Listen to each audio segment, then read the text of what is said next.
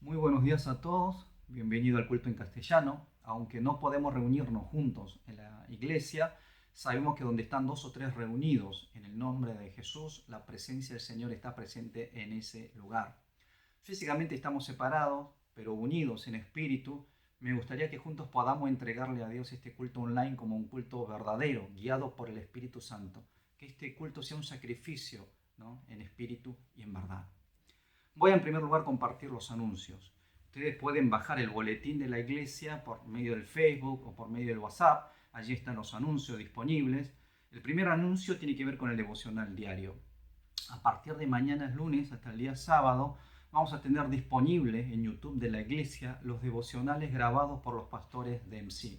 Sí, los vamos a invitar a que juntos podamos meditar la palabra de Dios todos los días y acercarnos más al Señor. El segundo anuncio tiene que ver con la asistencia pastoral. Cualquier hermano que necesite, ¿no?, de alguna ayuda, de alguna asistencia de parte de los pastores, no duden en contactarse con los pastores de la iglesia, ¿no? En el boletín hemos puesto los teléfonos, el teléfono mío, el teléfono del pastor Martín, del pastor Arturo, así que no duden en llamar cuando necesiten algo de nosotros los pastores. Bien, ahora vamos a entregar la ofrenda. Nosotros en casa, al menos en mi casa, preparamos siempre un canasto en donde introducimos la ofrenda en el tiempo de ofrenda. ¿Sí? Eso es lo que vamos a hacer. Les voy a compartir un versículo de la Biblia, Crónicas, primera de Crónicas, capítulo 29, 13 al 14, que dice: Y ahora, oh Dios nuestro, nosotros te damos gracias y alabamos tu glorioso nombre. Porque ¿quién soy yo y qué es mi pueblo para que podamos ofrecer espontáneamente cosas como estas, siendo todo tuyo, y que de lo que hemos recibido de tu mano te damos? Acá encontramos la confesión de David, que agradece al Señor reconociendo de que todo lo recibido ha venido del Señor. Con esta actitud presentamos la ofrenda y vamos a orar. Padre, gracias Señor te damos porque a pesar de las dificultades tú nos sostienes, nos acompañas. Es verdad Señor, Padre, en estos tiempos de tanta oscuridad recordamos aquellos momentos de bonanza que hemos estado bajo tu bendición, Padre Santo. Por eso te agradecemos, porque siempre has estado con nosotros. Anhelamos, Padre, que estas ofrendas también sean utilizadas para que vos, Padre, salves almas, para que vos realmente te glorifiques. Asimismo, vos ayudes desde aquellos hermanos que están realmente necesitados en este tiempo, Padre, que vos visites cada hogar, cada familia, Señor, y vos estés exhortando, vos estés alentando a cada uno de ellos. Acordate también de aquellas familias, Padre, que están pasando por momentos difíciles, de aquellos que tienen familiares enfermos, para que vos, Padre, estés realmente bendeciendo su vida y levantándolos, sanándolos de esa enfermedad. Gracias, Padre, te damos. En el nombre de Jesucristo oramos. Amén. Ahora vamos a cantar alabanza a Dios junto con nuestro hermano Jonathan.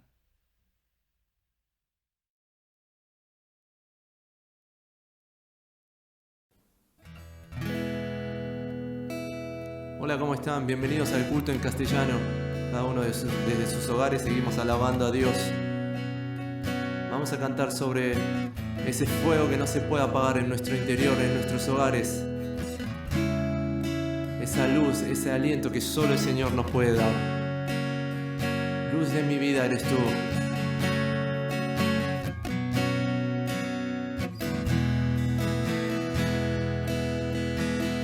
Luz de mi vida, aliento en mi ser, tu amor me consume, es fuego en mi ser. Nada podrá apagar este amor. Luz de mi vida eres tú, luz de mi vida. Luz de mi vida, aliento en mi ser, tu amor me consume, es fuego en mi ser. Nada podrá apagar este amor.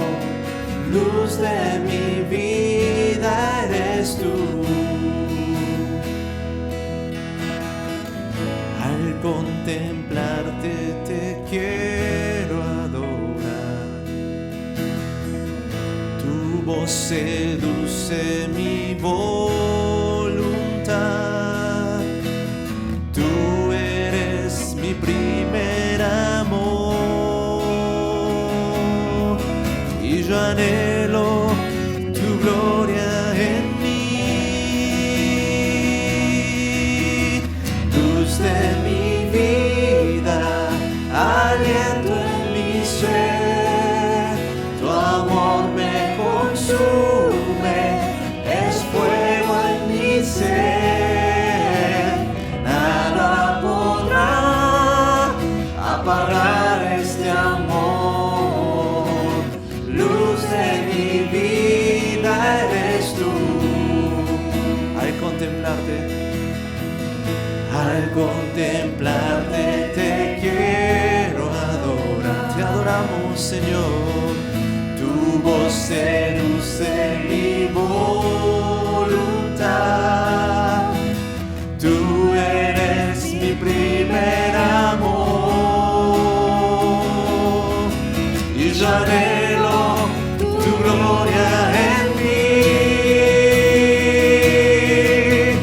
Luz de mi vida, aliento en mi ser, tu amor me consume, es fuego en mi ser y nada podrá apagar este amor. Luz de mi vida eres tú. Que no se apague tu amor, luz de mi vida. Luz de mi vida, aliento en mi ser, tu amor me consume, es fuego en mi ser y nada podrá apagar este amor. Luz de mi vida eres tú. Luz de mi vida, aliento en mi ser, tu amor me consume, es fuego en mi ser. Nada podrá apagar este amor. Luz de mi vida eres tú. Luz de mi vida eres tú, Jesús. Luz de mi vida eres tú.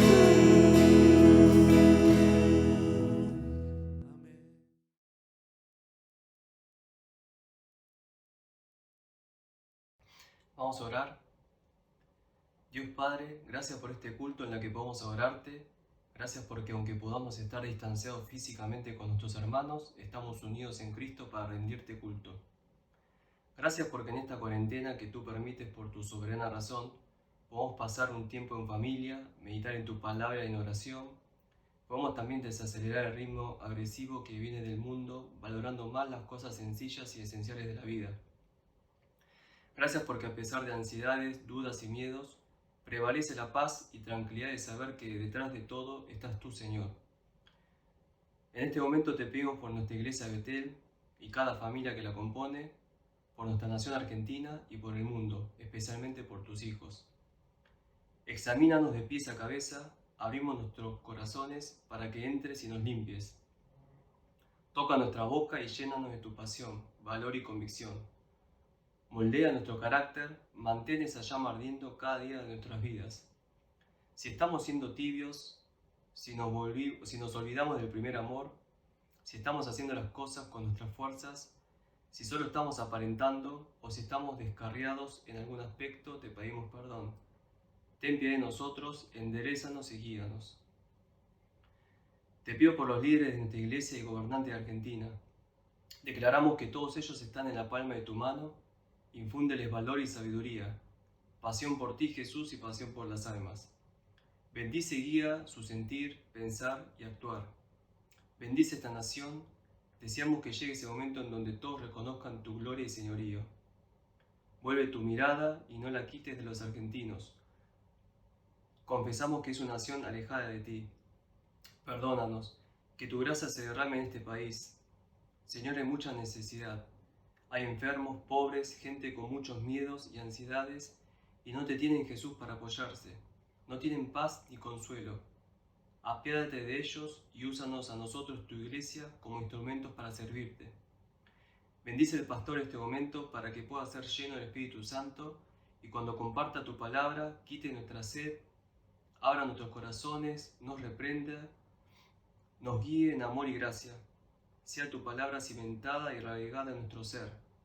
Gracias y todo esto te lo pido en el nombre de nuestro Señor Jesús. Amén.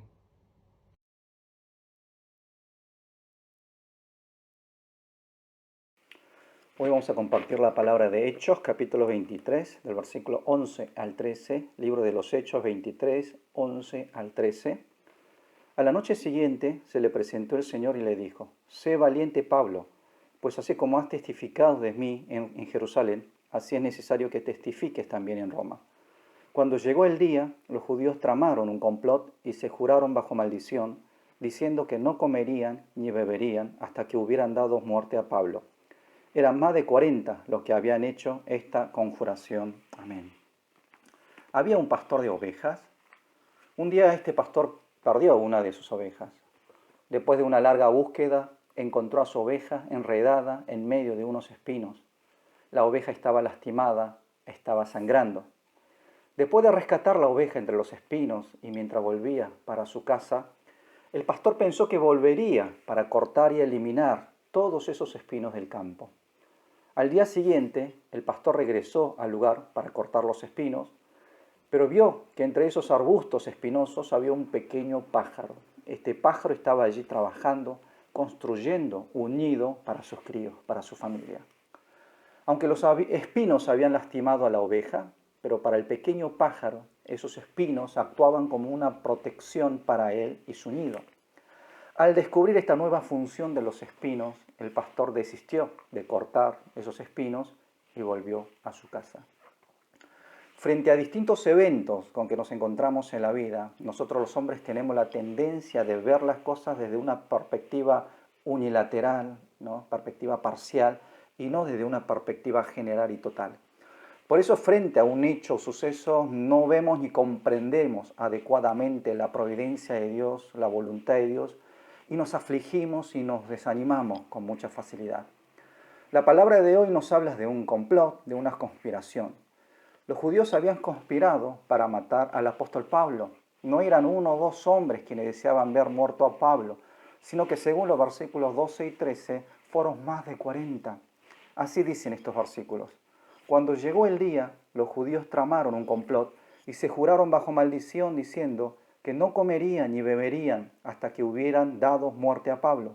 Eran más de 40 los que habían hecho esta conjuración. Estos hombres juraron no comer ni beber hasta ver a Pablo muerto. Estaban dispuestos a arriesgar sus vidas para asesinar a Pablo. Un complot, una terrible conspiración estaba armándose, ¿no?, en contra del apóstol. En nuestra vida cristiana muchas veces enfrentamos situaciones injustas. Existen muchas amenazas, maquinaciones en contra de los cristianos. Este mundo que ha rechazado a Jesucristo no es un mundo amigable que digamos con los seguidores de Cristo. Pero lo que podemos aprender por medio de la palabra de hoy es esto, que aún las terribles amenazas y las conspiraciones que enfrentamos están bajo el control de Dios, están dentro de la providencia de Dios. Por eso es muy importante, hermano, que como cristianos, aún en medio de las dificultades y persecuciones, podamos creer que hay un Dios que está obrando detrás de esas dificultades. Tener fe en la providencia de Dios, confiar de que Dios tiene todo bajo su control. Hay una terrible amenaza que estamos enfrentando a nivel mundial, donde vemos que hay cientos de muertos por día, ¿no?, en algunos países. Pero es muy importante saber que a pesar de esta terrible pandemia que estamos enfrentando, que la providencia de Dios está presente. No sé ustedes, pero veo testimonios de médicos y de enfermeros que a pesar de sus luchas dan testimonios del obrar de Dios en medio de una tremenda necesidad de recursos y capacidades que ellos están enfrentando. Hay un testimonio de un médico de Lombardía, Italia, y quisiera compartir con ustedes una parte de su testimonio. Dice: hasta hace 2 semanas mis colegas y yo éramos ateos. Era normal porque somos médicos y aprendimos que la ciencia excluye la presencia de Dios. Siempre me reí de mis padres que iban a la iglesia. Hace 9 días un pastor de 75 años vino a nosotros. Era un hombre amable, tenía graves problemas respiratorios, pero tenía una Biblia con él y nos impresionó que la leía a los moribundos y los tomaba de la mano. Todos éramos doctores, cansados, desanimados, psíquicos y físicamente terminados cuando tuvimos tiempo de escucharlo. Ahora debemos admitir, nosotros como humanos hemos alcanzado nuestros límites, más no podemos hacer y cada vez más personas mueren cada día. Nos hemos dado cuenta de que donde termina lo que el hombre puede hacer, necesitamos a Dios y empezamos a pedir ayuda a Él. Cuando tenemos unos minutos libres, hablamos entre nosotros y no podemos creer que de feroces ateos estábamos ahora todos los días buscando de nuestra paz, pidiendo al Señor que nos ayude a resistir para que podamos cuidar de los enfermos. Ayer murió el pastor de 75 años, que hasta hoy, a pesar de haber tenido más de 120 muertos en 3 semanas aquí, y todos estábamos agotados, destruidos, había logrado, a pesar de sus condiciones y dificultades, llevarnos una paz que ya no esperábamos encontrar.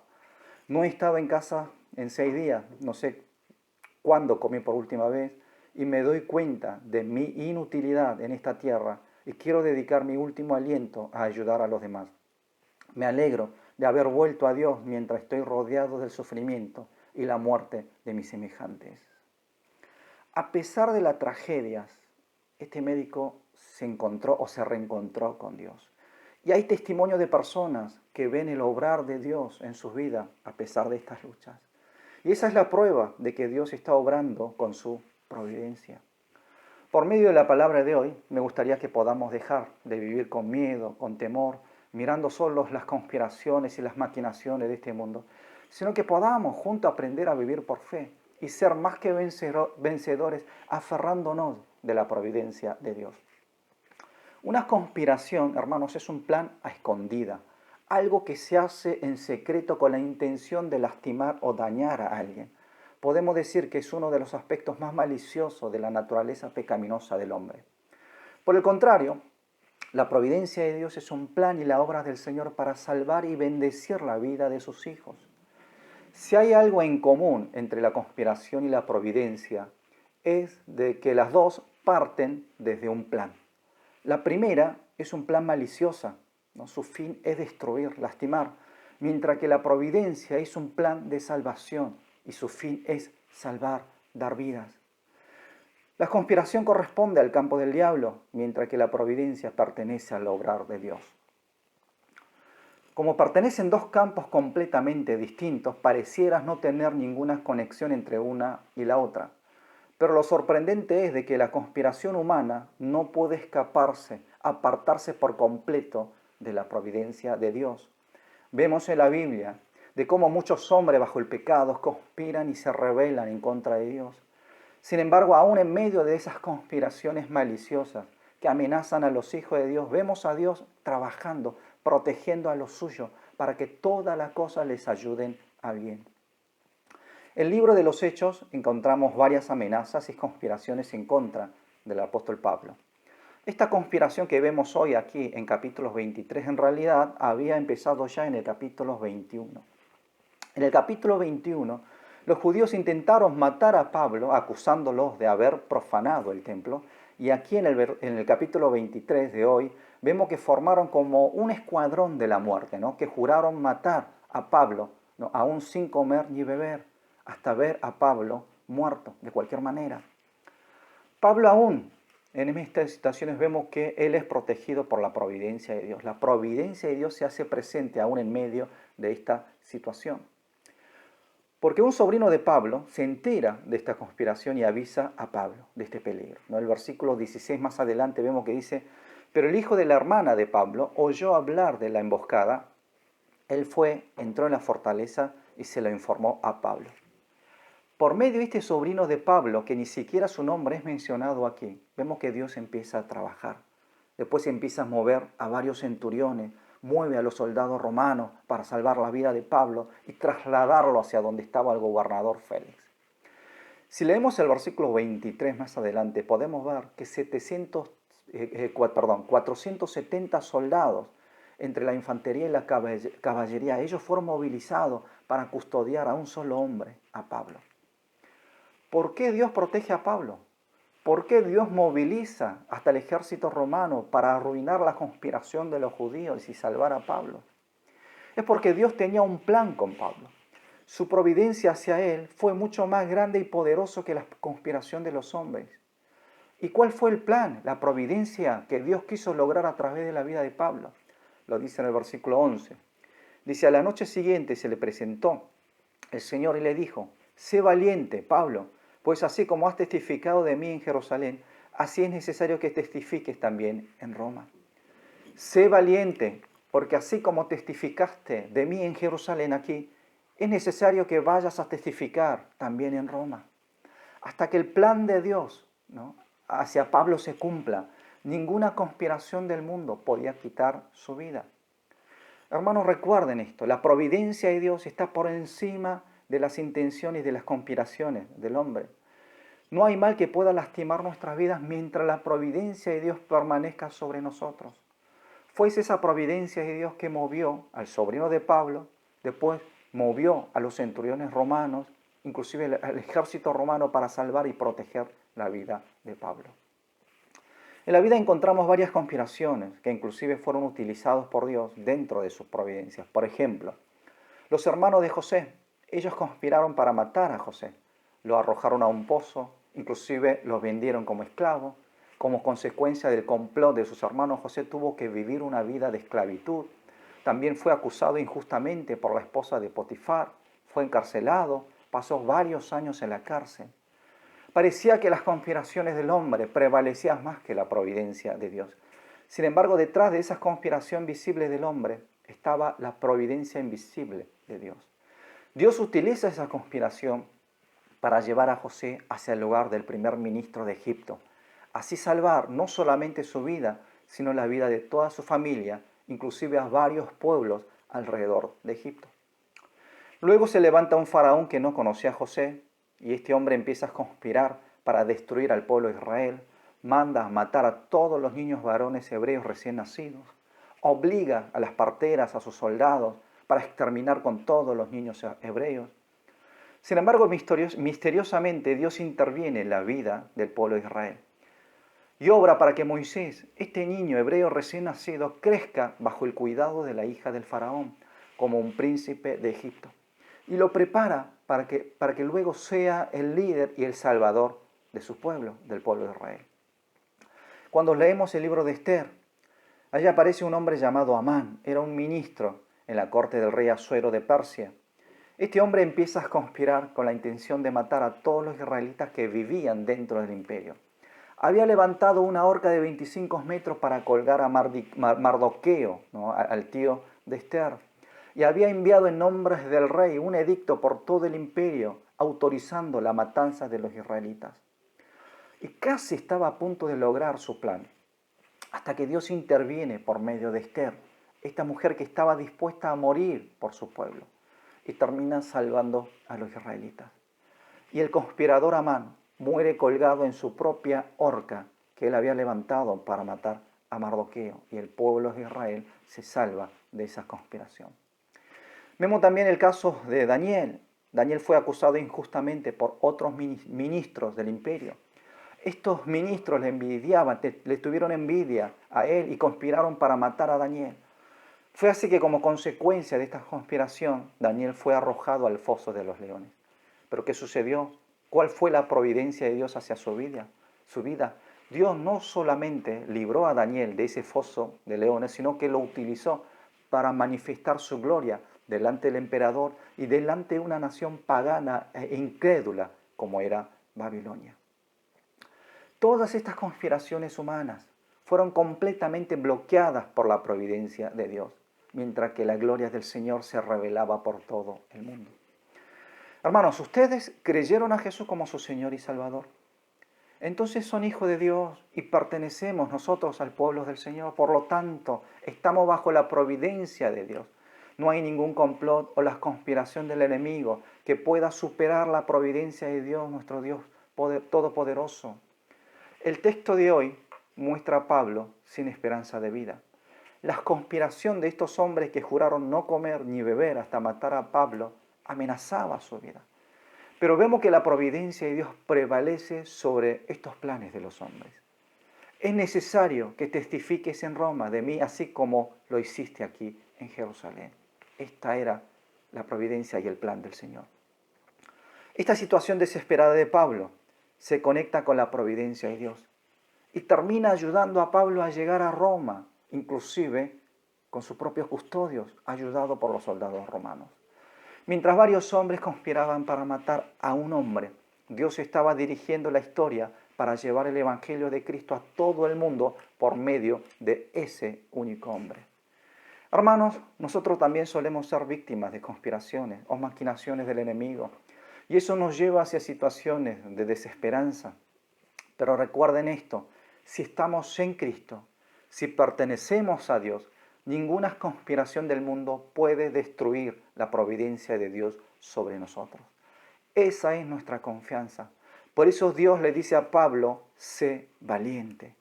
No mire las amenazas que hay delante de tus ojos, sino mira mi plan, mi providencia sobre tu vida. Hermanos, los exhorto y los desafío a tomar esta palabra. Sean valientes, para que en este tiempo de tanta incertidumbre juntos podamos mirar y confiar en la providencia de Dios y que podamos salir más que vencedores de cualquier situación que se nos presente. Amén. Vamos a orar.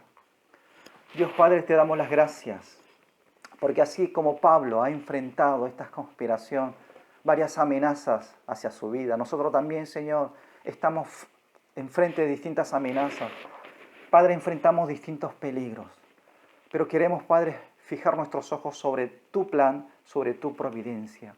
Ayúdanos, Padre Santo, a mirarte por medio de la fe, tener esta confianza hacia ti y que a pesar del miedo, a pesar del temor que enfrentamos todos los días, podamos realmente ser valientes. Así como tú le has dicho a Pablo, ser valiente sabiendo de que vos, Padre Santo, con tu providencia nos estás cuidando, nos estás protegiendo. Queremos realmente vivir, Señor, con esta fe. Ahora la gracia de nuestro Señor Jesucristo, el inmenso amor de nuestro Dios Padre, la fortaleza y la llenura del Espíritu Santo, sea sobre cada uno de aquellos que a pesar de las amenazas, a pesar de las dificultades, ponen sus confianzas en la providencia, en el plan de Dios, y siendo valientes se levantan para poder caminar por fe y salir más que vencedores frente a estas situaciones. Sobre ellos, Señor, sea tu presencia desde ahora y para siempre. Amén y amén.